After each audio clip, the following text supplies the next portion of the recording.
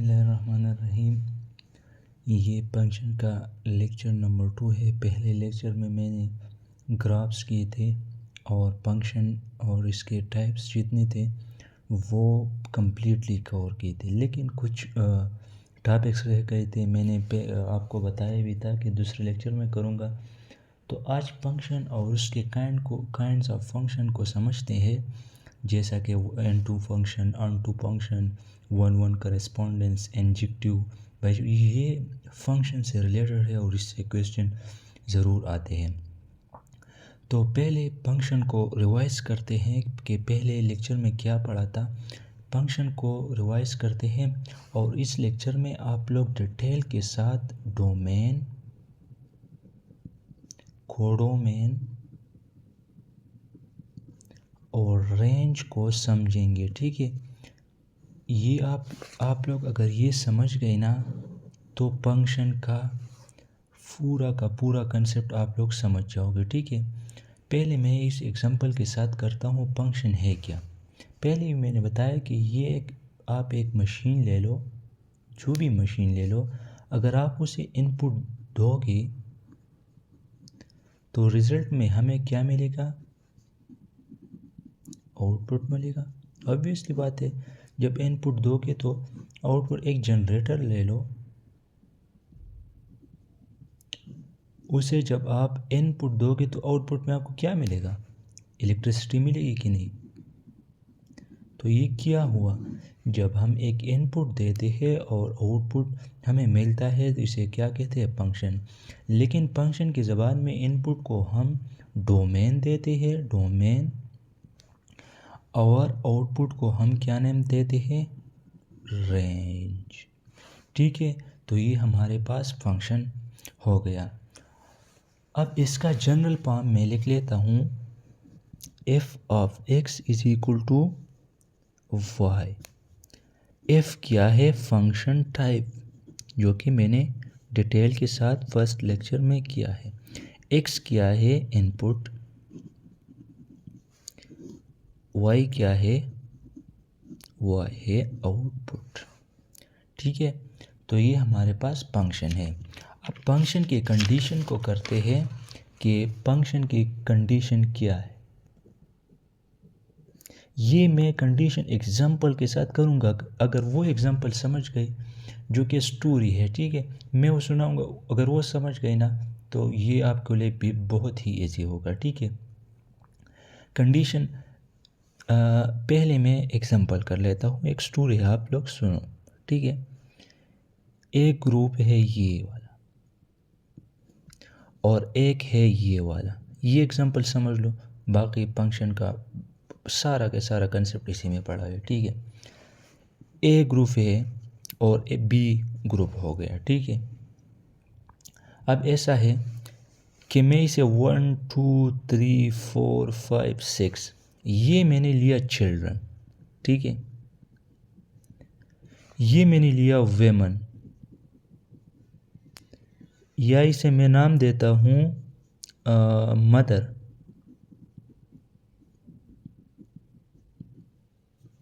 ठीक है, अब ऐसा है कि ये ए सेट हो गया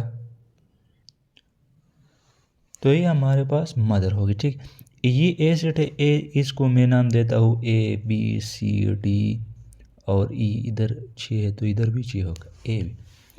अब ऐसा है कि जो चिल्ड्रन ग्रुप है ना, इसके तो मदर लाजमी होगी। ठीक है, ये तो लाजमी बात है, अगर एक चिल्ड्रन है तो इसकी माँ तो ज़रूर होगी, या ये होगी। लेकिन ये, ठीक है, ये हो गया। ठीक है, अब ये कनेक्शन बनाते हैं। ठीक है, 2 का भी एक मदर होगा, तो ये 2 का भी क्या होगा, इसके साथ एक रिलेशन होगा कि नहीं, इसकी माँ तो ज़रूर होगी ना।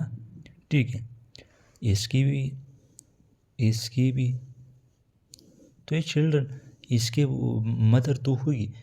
ठीक है, ये अब मैं फंक्शन को जब मैं ये कंडीशन पढ़ूंगा तो आप लोगों के लिए ये एग्जांपल बहुत ही a relation to be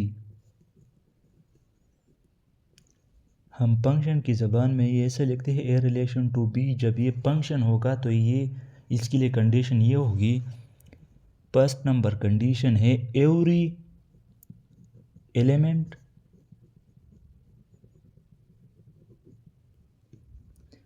in A has mapping in B. 2 number condition ये है कि every element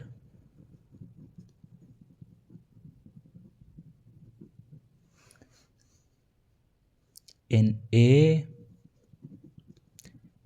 has unique mapping in B.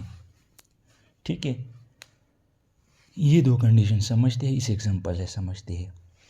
ऐसा है कि इस ए का सारा जो एलिमेंट है उसकी मैपिंग ज़रूर होगी, क्योंकि जब एक चिल्ड्रन होगा तो उसकी माँ तो ज़रूर होगी। ठीक है, ये तो समझ गए कि every A element has a mapping in B, इसके साथ क्या होगी, कनेक्ट होगी। तो ये एक कंडीशन होगा। Every element in A has unique mapping in B, इसका क्या मतलब हुआ? ठीक है, ये समझ। यूनिक का क्या मतलब है, जब मैं एग्जांपल करूँगा वो उससे भी समझ जाओगे, लेकिन इधर समझाता हूँ। ऐसा है कि ये 1 है तो ये इसके साथ एक के साथ कनेक्ट होगा। ऐसा नहीं होगा कि 1 ए के साथ भी कनेक्ट हो और ई के साथ, ऐसा तो नहीं हो सकता। ठीक है, आप तो समझदार हो कि क्यों ऐसा नहीं हो सकता। ठीक है, तो जब भी ऐसा आ जाए हमारे पास तो ये हमारे पास फंक्शन नहीं होगा। लेकिन ऐसा हो सकता है कि 3 का मदर भी ए हो, 4 का भी मदर ए हो, 5 का भी मदर ए हो। ये लाजमी नहीं है कि ये कंप्लीट कनेक्ट हो, ये लाजमी नहीं। ठीक है, अगर ये कंप्लीट होते तो फिर ये फंक्शन काइंड जो है ना उसका फ़ायदा क्या, ये भी कंप्लीट ये भी कंप्लीट। तो जो काइंड्स आते हैं वो बी के लिहाज से आते हैं। ठीक है, जब मैं फंक्शन करूँगा तो आप लोग खुद समझ जाओगे। लेकिन ये आप लोगों ने समझ लिया कि every element has a mapping in B, every element a has unique mapping in B. ठीक है, मैं एग्जांपल से करता हूँ ताकि आप लोग सब समझ जाओ। ठीक है, मैं पहले आप लोगों को 2 एग्जांपल देता हूँ। एक एसिड है, सॉरी ये स्मॉल मैंने लिया।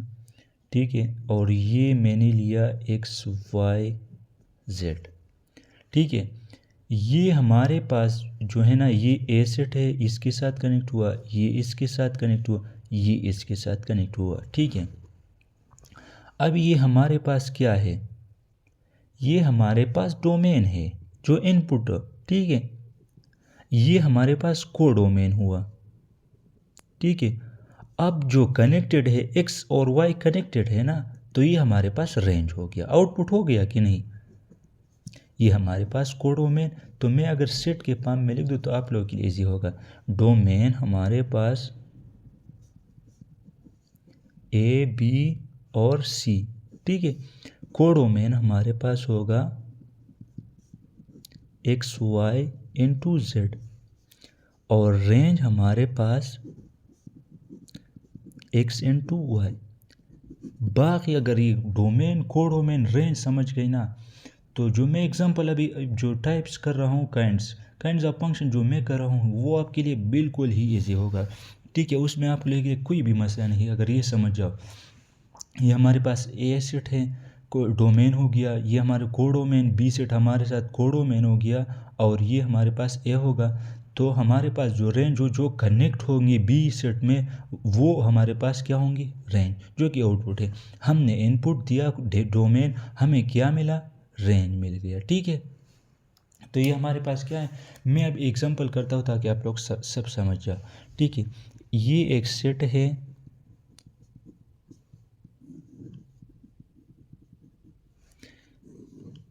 फॉर एग्जांपल करता हूँ ताकि आप लोग समझ जाओ। ये सेट एक्स, ये वाई हो गया। ठीक है, फिर ठीक है, ए बी सी, ठीक है, 1 2 3 सर में ऐसा करते हैं, ठीक है, ABC 1 2 3 ABC 1 2 3 1 2 3।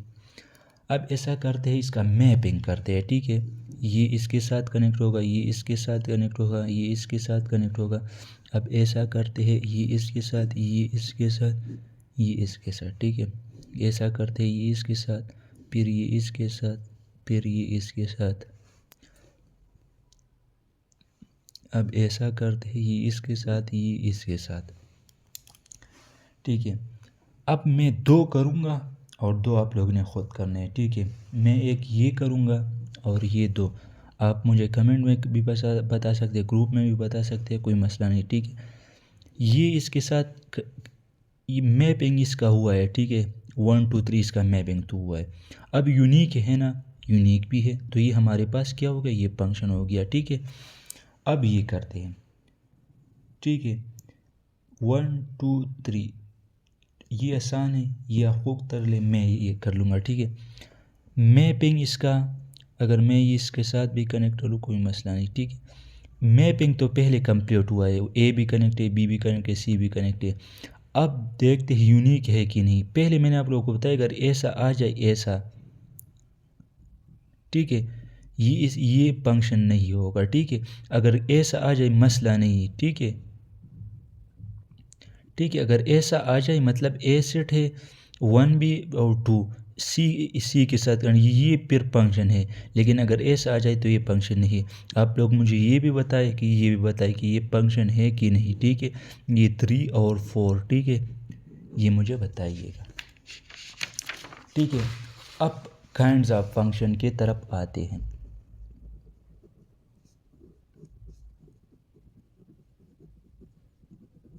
Kinds of function में पहले नंबर पर है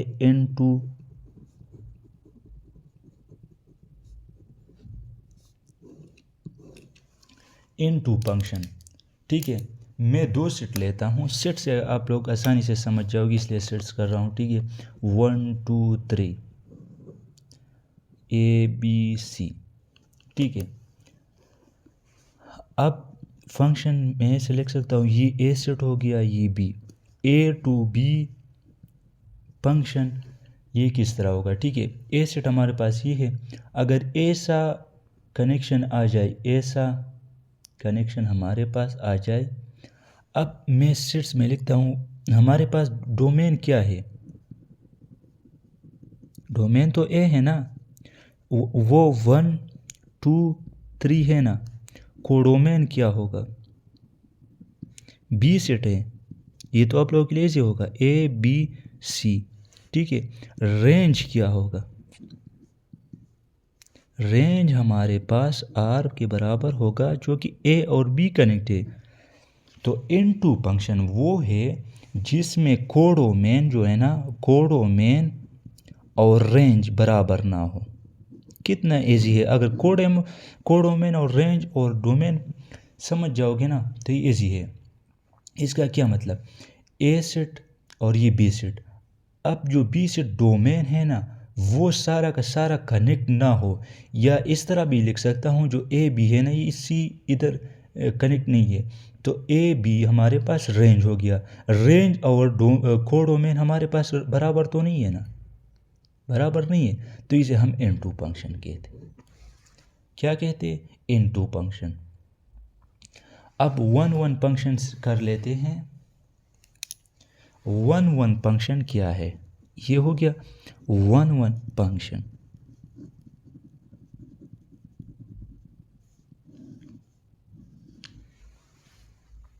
वन वन फंक्शन वो फंक्शन होता है, पहले सेट से कर ले तो आप लोग इसे समझ जाओगे, ठीक है। 1 2 3 A B और C, ठीक है।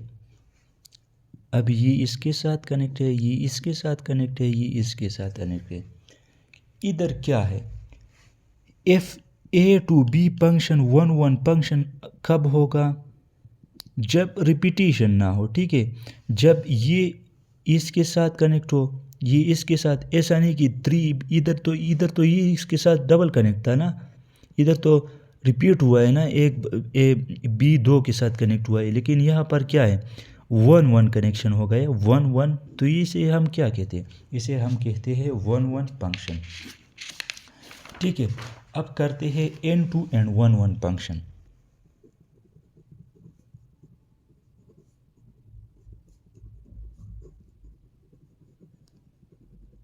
इसको हम इंजेक्टिव फंक्शन भी कहते हैं। ठीक है,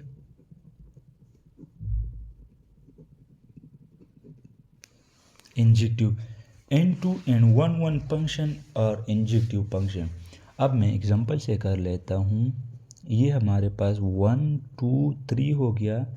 अब ये हमारे पास ए बी और सी, इधर मैं डी भी करता हूँ ताकि आप लोगों को सही से समझ। ठीक है, अब ऐसा है कि 1 इसके साथ कनेक्ट हुआ, ये कनेक्ट हुआ, ये कनेक्ट हुआ। अब आप लोग खुद सोचिए कि ये तो 1-1 फंक्शन हुआ, क्योंकि इधर तो रिपीट ही नहीं हुआ। 1-1 फंक्शन हुआ कि नहीं, क्योंकि ये इधर इसके साथ एक के साथ कनेक्ट है, इधर भी ये 1-1 रिपीट नहीं हुआ है। ठीक है, अब देखो जो जो रेंज है ना, तो रेंज क्या होगा, ए बी सी हो गया कि नहीं। ये हमारे पास सेट्स में लिखता हूँ, ए हमारे पास ये ए है, ये बी है। ए हमारे पास 1 2 3 है ना, बी हमारे के पास क्या होगा, जो कोडोमेन है ए बी सी और डी हो गया ना, और रेंज क्या होगा ए बी सी। अब देखो रेंज और कोडोमेन जो है ना, वो तो पहले बराबर ही नहीं है, रेंज हमारे पास बराबर ही नहीं है। ठीक है, तो अब देखो रिपीटिशन भी नहीं हुआ है ना, रिपीटिशन भी नहीं हुआ है, तो ये हमारे पास n2 भी हो गया और 1-1 फंक्शन भी हो गया। ठीक है, तो ये हमारे पास क्या हुआ, n2 भी हो गया और 1-1 फंक्शन इंजेक्टिव फंक्शन भी हुआ, जिसमें जो रिपीट नहीं हुआ है ना, जो ए का बी के साथ कनेक्शन वो रिपीट ही नहीं हुआ, और फिर जो रेंज है ना वो बी के बराबर भी नहीं है, तो हमारे पास n2 भी हो गया और 1-1 फंक्शन भी हमारे पास हो गया। अब देखते हैं अनटू फंक्शन, जो कि बार बार आप लोग नाम सुनते होंगे इसके कि n2 फंक्शन n1 फंक्शन, ये क्या है। ठीक है, अनटू फंक्शन, अनटू फंक्शन। अब मैं ऐसा करता हूँ कि ए सेट लेता हूँ ए बी सी। अब ये क्या है, अब ये इसके साथ मैं करता हूँ, ये इसके साथ करता हूँ इस। अब जो रेंज है ना, वो रेंज क्या होगा, वो बी के बराबर होगा। तो ये हमारे पास क्या हो गया, अनटू फंक्शन। कितना इजी है, मैंने आप लोगों को पहले बताया कि अगर आप लोग वो कोडोमेन और ये सब समझ जाओगे तो ये हमारे पास क्या होगा, ए अनटू कब होगा, बी कब होगा, जब range is equal to B का बराबर होगा। अब 1-1 एंड अनटू फंक्शन, जिसको हम लोग बाइजेक्टिव भी कहते हैं। ठीक है, सॉरी फॉर राइटिंग, वो थोड़ी सी वीक है। तो देखो अब बाइजेक्टिव कब होगा, ए इंटू बी, ये बाइजेक्टिव कब होगा, जब रेंज जो है ना वो बी के बराबर हो और रिपीटिशन भी ना हो। तो हमारे पास ये क्या होगा, ये भी हमारे पास, अब मैं ऐसा लिखता हूँ 3 4 5 और ये ऐसा लिखता हूँ DEH। अब ये रिपीटिशन तो पहले नहीं हुआ, ये तो 1-1 फंक्शन हो गया। ठीक है, रिपीटिशन नहीं हुआ है। अब देखो रेंज क्या है, रेंज बराबर है कि नहीं, ये रेंज क्या होगा, DEH होगा कि नहीं, सारा का सारा कनेक्ट है ना। तो रेंज और ये क्या हो गया, ये हमारे पास। अब ऐसा है 1-1 करेस्पॉन्डेंस भी आज बहुत सी बार आते हैं, आप लोगों ने इसका नाम भी सुना होगा 1-1 करेस्पॉन्डेंस। 1-1 करेस्पॉन्डेंस, जो ए एलिमेंट है, every element is connected with B element. ऐसा पिछले वाले में आया था कि हमने लिखा 3 4 5 6 ABC, तो ये हमारे पास 1-1 है कि नहीं है, तो ये 1-1 है नहीं, सॉरी, ये हमारे पास ये फंक्शन होता ही नहीं, ठीक है। 1 2 3 और ये हमारे पास ABCD। अब ये 1 1 फंक्शन हुआ कि नहीं, सारा का सारा कनेक्ट है, और क्या यूनिक है कि नहीं, क्योंकि ऐसा वाला तो आया नहीं है ना, ठीक है। वो एग्जांपल अगर आप लोग समझ जाओगे तो ये बहुत ईजी है। अब ये 1 1 फंक्शन है, लेकिन ए का बी का जो है ना वो सारा का सारा एलिमेंट इधर कनेक्ट नहीं हुआ। अगर इधर 4 आया और ये हो गया तो ये 1 1 का रिस्पॉन्डेंस भी हो गया और 1 1 फंक्शन भी हो गया। लेकिन 1 1 का रिस्पॉन्डेंस के लिए ये है कि जो ए और बी का सारा एलिमेंट जो कि है क्या होगा, वो होगा, वो 1 1 का रिस्पॉन्डेंस होगा, ठीक है। अब मैंने फंक्शन ग्राफ्स, जो कि बहुत ही कंफ्यूजन था, ग्राफ्स मैंने बेसिक्स के साथ पढ़ा है। फंक्शन को मैंने बहुत ही डिटेल में, क्योंकि 1 आवर वो वीडियो हो गया ना, 1 आवर में मैंने वो एक्सप्लेन किया। अगर अब इसके बाद भी आप लोगों के लिए कंफ्यूजन रहता है तो यू कैन टेक्स्ट मी, ठीक है। तो फंक्शन भी हो गया, ग्राफ्स भी हो गया, टाइप्स, और इसके ग्राफ्स मेरे ख्याल में 11 जो थे वो ग्राफ्स हो गए, काइंड्स भी हो गई 1 1। ये सारा का सारा जो है ना वो फर्स्ट लेक्चर भी देखो और ये भी देख लो। शुक्रिया।